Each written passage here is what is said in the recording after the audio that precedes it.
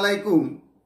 আমি মোহাম্মদ রুকন উদ্দিন, সিনিয়র প্রভাষক, পদার্থবিজ্ঞান বিভাগ, মাইলস্টোন কলেজ, উত্তরা, ঢাকা।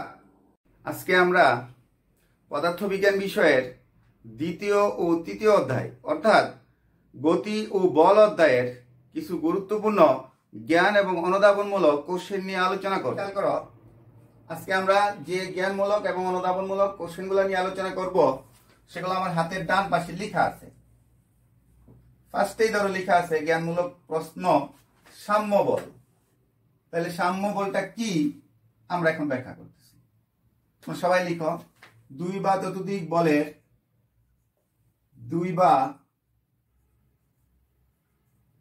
ততোধিক বলের লব্ধি শূন্য হলে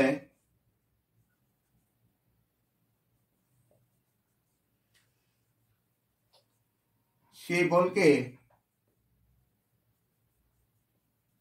বলে সাম্য বল।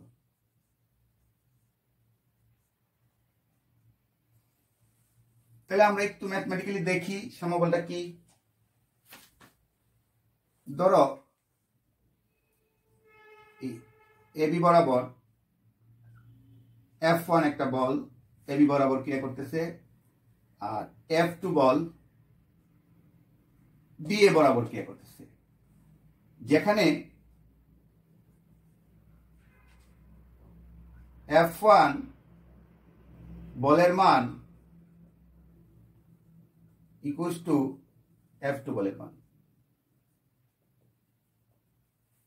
দুই বলের মান সমান, কিন্তু বলের দিক দেখো বিপরীত।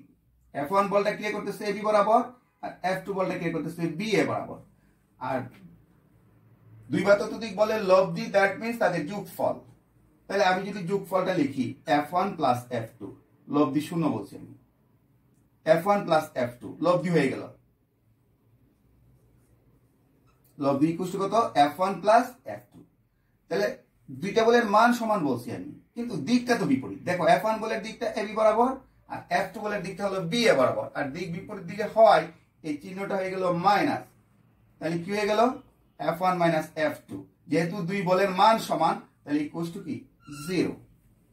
তাহলে আমরা কি সিদ্ধান্তে উপনীত হলাম? দুই বা ততোধিক বলের লব্ধি যদি শূন্য হয় সেই বলকে আমরা বলবো কি? সাম্য বল।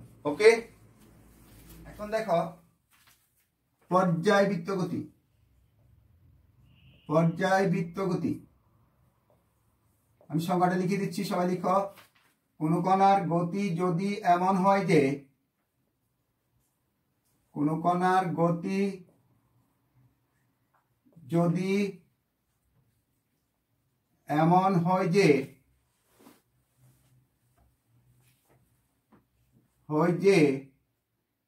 একই দিক থেকে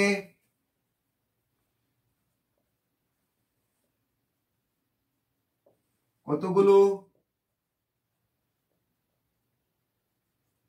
নির্দিষ্ট বিন্দুকে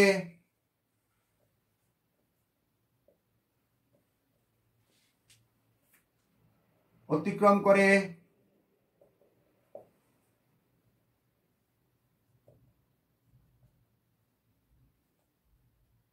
চলতে থাকে,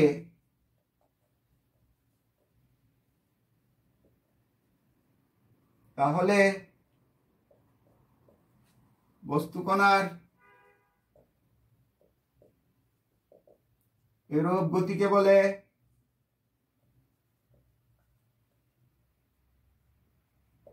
পর্যায়বৃত্ত গতি। দেখো আমি আবার বলতেছি, কোন কণার গতি যদি এমন হয় যে একই দিক থেকে কতগুলো নির্দিষ্ট বিন্দুকে অতিক্রম করে চলতে থাকে, তাহলে বস্তু কণার এইরূপ গতিকে বলে পর্যায়বৃত্ত গতি। যেমন ঘড়ির কাঁটার গতি। ঘড়ির কাঁটা কি করে? ঘড়ির একটা সেকেন্ডের কাঁটা প্রতি 5 সেকেন্ড অন্তর অন্তর কতগুলো নির্দিষ্ট বিন্দুকে বারবার অতিক্রম করে চলতে থাকে। এই জন্য ঘড়ির কাঁটার গতিকে আমরা কি বলি? পর্যায়বৃত্ত গতি। আবার বলতে পারি যে বৈদ্যুতিক পাখার গতি, সেটাও পর্যায়বৃত্ত গতি। 3 নাম্বার,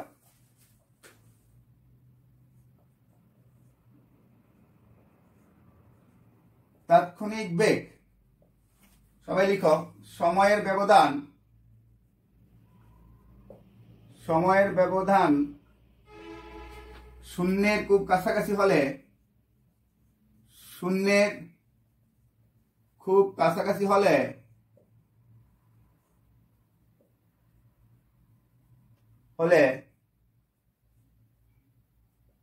নির্দিষ্ট দিকে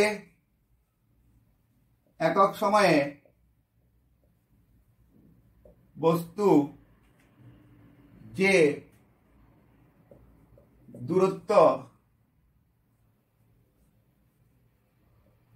অতিক্রম করে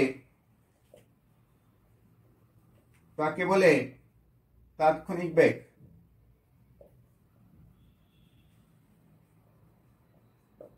দেখো আমি কি লিখছি, সময়ের ব্যবধান শূন্যের খুব কাছাকাছি হলে নির্দিষ্ট দিকে একক সময়ে বস্তু যে দূরত্ব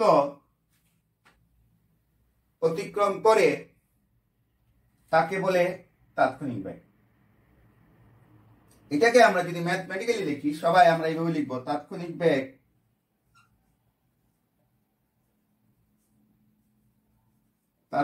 বেগ v ইকুয়ালস টু, এটাকে বলা হয় limit del t tends to 0, অর্থাৎ সময়ের ব্যবধান যখন শূন্যের খুব কাছাকাছি হয় তখন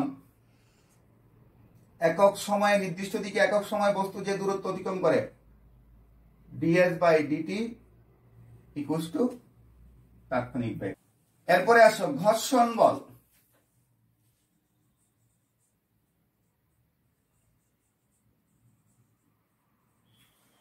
সংজ্ঞাটা আমি লিখে দিচ্ছি, একটি বস্তু যখন আরেকটি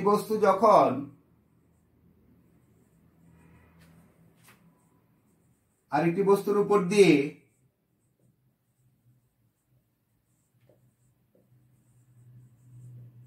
দিয়ে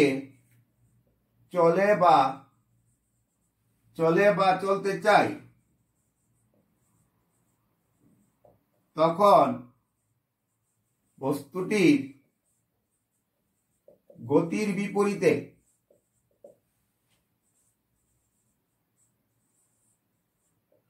একটা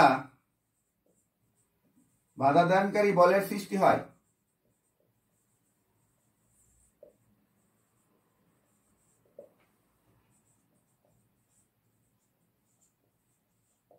সেই বলকে বলে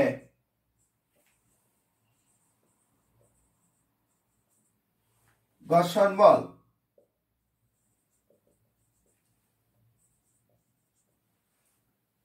আবার আমি বলি, একটি বস্তু যখন আরেকটি বস্তুর উপর দিয়ে চলে বা চলতে চায় তখন বস্তুটির গতির বিপরীতে একটা বাধাদানকারী বলের সৃষ্টি হয়, সেই বলকে বলা হয় ঘর্ষণ বল। সংজ্ঞাটা লিখো, তারপর আমি বুঝাই দিব।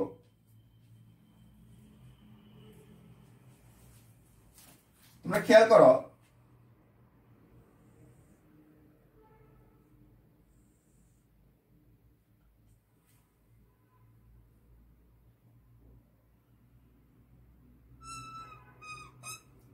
একটা মার্বেল মেজের উপর দিয়ে চলতেছে, গড়ায় গড়ায় সামনের দিকে অগ্রসর হচ্ছে।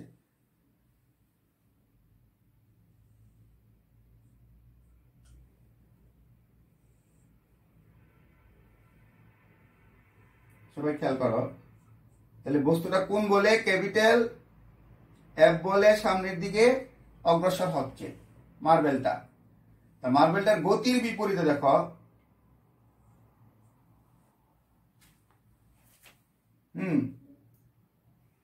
এফ কে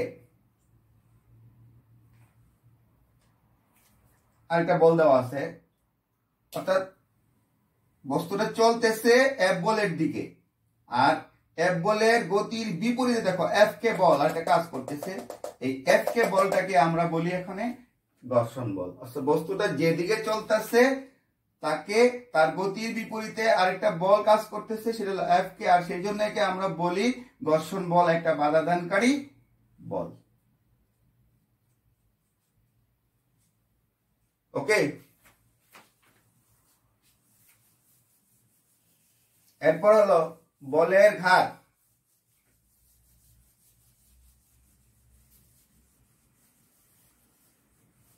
সবাই খেয়াল করো, বলের ঘাত।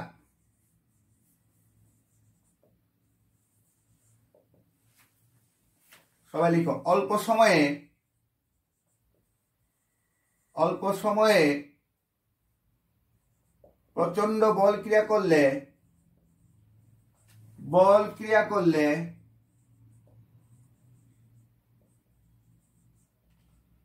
বল ও সময়ের গুণফলকে বলে বলের ঘাত।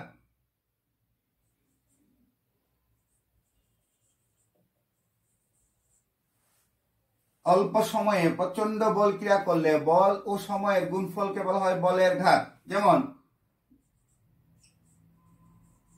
বলের ঘাত অর্থাৎ তুমি একটা মার্বেলকে, ছোট্টবেলা আমরা সবাই মার্বেল খেলা খেলি না, মার্বেলকে যদি একটা মার্বেল চলতেছে সামনের দিকে, পিছন দিক থেকে আরেকটা মার্বেলকে সজুড়ে আমি মেরে দিই পিছনের দিকে, তাইলে আমি যে মার্বেলটার অল্প সময়ের জন্য আমি দ্বিতীয় মার্বেলটার উপর একটা প্রচন্ড বল ক্রিয়া করলাম, এই বলটা মনে করি এফ, কতটুকু সময়, অল্প সময় টি।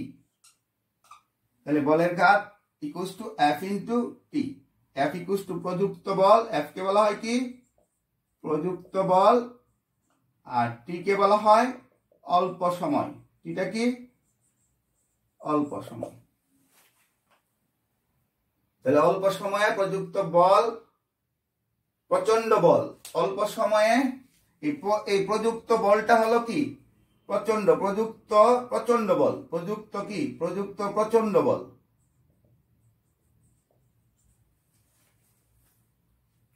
অল্প সময়ে প্রচন্ড বল যদি কাজ করে তাহলে বল এবং সময়ের গুণফলকে আমরা বলি কি বলের ঘাত। লাস্ট সংজ্ঞা যেটা দেওয়া আছে, মহাকর্ষীয় ধ্রুবক জি। নিউটনের মহাকর্ষীয় সূত্র অনুসারে আমরা জানি এটা হলো মহাকর্ষীয় ধ্রুবক জি। মহাকর্ষীয় ধ্রুবক জি, মহাকর্ষীয় সূত্র অনুসারে আমরা জানি এফ ইকুয়ালস টু কি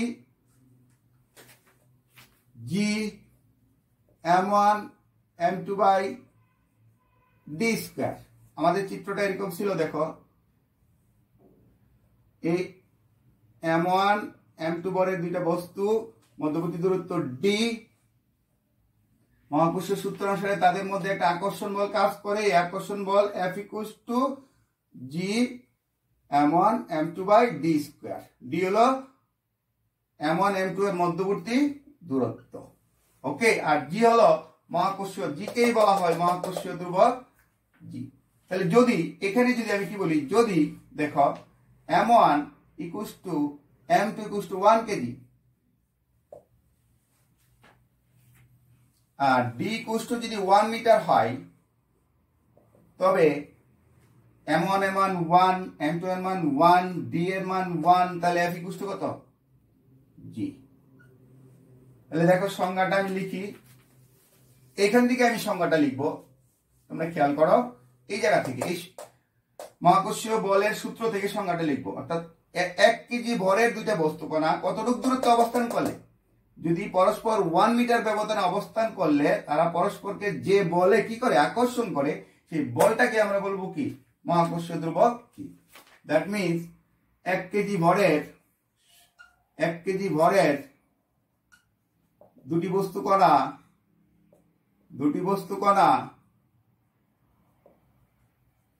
পরস্পর 1 মিটার দূরত্বে থেকে যে বলে আকর্ষণ করে সেই বলকে বলে মহাকর্ষীয় ধ্রুবক জি, ওকে। দেখো এখান থেকে ক্লিয়ার হয়ে গেছে, মহাকর্ষীয় বলের সূত্র থেকে m1 m2 ইকুয়াল টু যদি 1 কেজি হয়, d1 ইকুয়াল টু যদি 1 মিটার হয়, তাহলে f সমান g। অর্থাৎ 1 কেজি ভরের দুইটা বস্তু কণা পরস্পর 1 মিটার দূরত্ব থেকে যে বলে আকর্ষণ করে সেই বলকে বলা হয় মহাকর্ষীয় ধ্রুবক জি। ওকে, এখন আমরা কতগুলো গুরুত্বপূর্ণ অনুধাবনমূলক কোশ্চেন নিয়ে আলোচনা করব। দেখো কোশ্চেনগুলো হাতের ডান পাশে লেখা আছে। ভরবেগ 20 কেজি মিটার পার সেকেন্ড বলতে কি বুঝো, ব্যাখ্যা করো।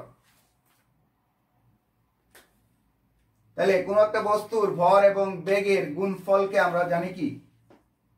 ভরবেগ মানে কি? ভর এবং কি বেগের গুণফল। অর্থাৎ কোন বস্তুর ভর যদি 1 কেজি হয় আর বেগ যদি 20 মিটার পার সেকেন্ড হয়, তাহলে ভরবেগটা কত হয়? 20 কেজি মিটার পার সেকেন্ড। অর্থাৎ 1 কেজি ভর বিশিষ্ট কোন বস্তুর বেগ যদি 20 মিটার পার সেকেন্ড হয়, তাহলে তার ভরবেগ হলো কত? 20 কেজি মিটার পার সেকেন্ড। ওকে, অর্থাৎ ভরবেগ 20 কেজি মিটার পার সেকেন্ড বলতে এই বোঝায় যে 1 কেজি ভর বিশিষ্ট কোন বস্তুর বেগ যদি 20 মিটার পার সেকেন্ড হয়, তাহলে তার ভরবেগ হবে কত? 20 kg metre per second. Number আমরা আলোচনা করব স্কেলার ও ভেক্টর রাশি। তাহলে স্কেলার রাশিটা কি আমরা দেখি। স্কেলার রাশি যে সমস্ত রাশির মান আছে কিন্তু দিক নেই, এগুলোকে আমরা বলবো স্কেলার রাশি। যেমন সময়, 1টা বাজে, 2টা বাজে, 3টা বাজে, সময়ের মান আছে কিন্তু কোনো দিক নেই। ভর 1 কেজি, 2 কেজি, 3 কেজি ভরের বস্তু, কিন্তু এই ভরের কোনো মান আছে কিন্তু দিক নেই। তাই এগুলো হলো কি?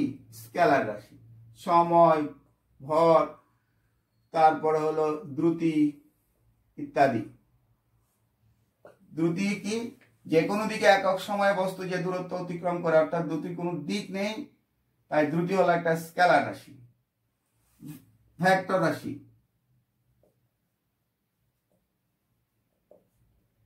যে সমস্ত রাশির মান এবং দিক উভয় আছে, এগুলোকে আমরা বলবো ভেক্টর রাশি।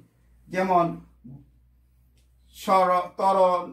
ত্বরণ, সরণ, বল, বেগ ইত্যাদি। তাহলে আমরা কি দেখতে পাইতেছি? স্কেলার রাশি এবং ভেক্টর রাশির মধ্যে মূলত যে পার্থক্য, একটি মান আছে কিন্তু দিক নেই, আর একটি মান এবং দিক উভয় আছে। ওকে,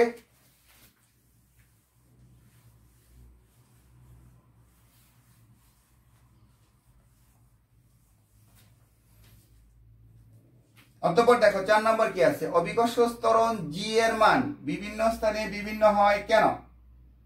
অভিকর্ষ ত্বরণ জি এর মান বিভিন্ন স্থানে বিভিন্ন হয় কেন? আমরা জানি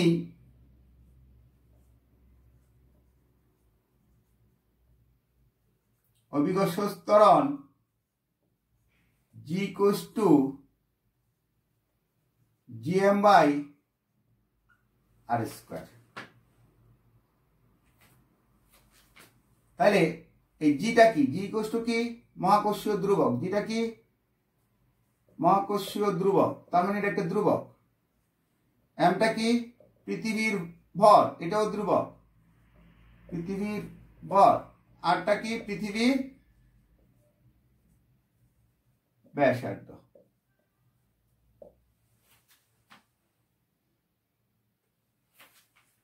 তাহলে আরটা হলো পৃথিবীর ব্যাসার্ধ। তাহলে এখানে জি হলো মহাকর্ষীয় ধ্রুবক, এটা হলো ধ্রুবক, এম হলো পৃথিবীর বল নির্দিষ্ট ধ্রুবক। এই অভিকর্ষ ত্বরণ জিটা কার উপর নির্ভরশীল? পৃথিবীর ব্যাসার্ধ আর এর উপর নির্ভরশীল। কেন নির্ভরশীল? আমরা দেখো, পৃথিবীটা কিন্তু সামান্য গোল না, একটু চ্যাপ্টা, একটু চ্যাপ্টা। তাহলে তোমরা খেয়াল করো, ধরো এরকমই চ্যাপ্টা। এই যে পেট মোটা অঞ্চলটা, এটাকে আমরা বলি বিষুব অঞ্চল। কি অঞ্চল? বিষুব অঞ্চল। পৃথিবীর ব্যাসার্ধ আর, পৃথিবীর ব্যাসার্ধ আর, এটাকে বলি মেরু অঞ্চল।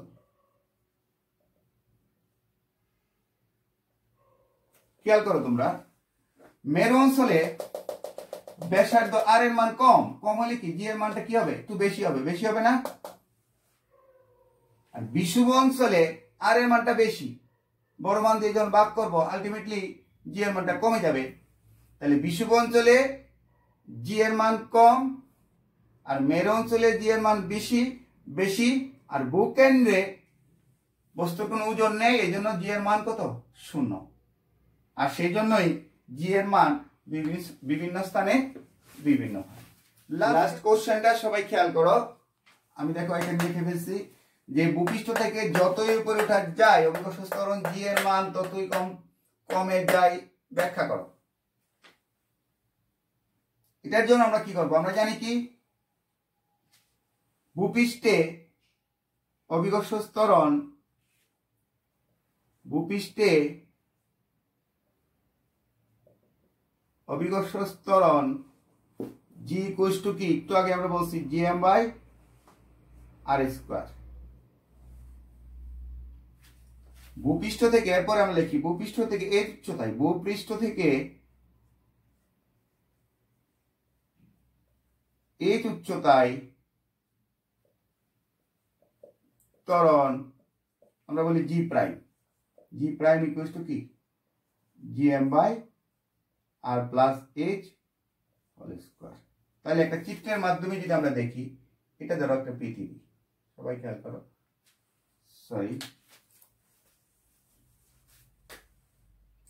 সবাই দেখো পৃথিবীটা দেখো, এই হলো একটা পৃথিবী, পৃথিবীর কেন্দ্র, এটা হলো পৃথিবীর ব্যাসার্ধ, এটা হলো ভূপৃষ্ঠ।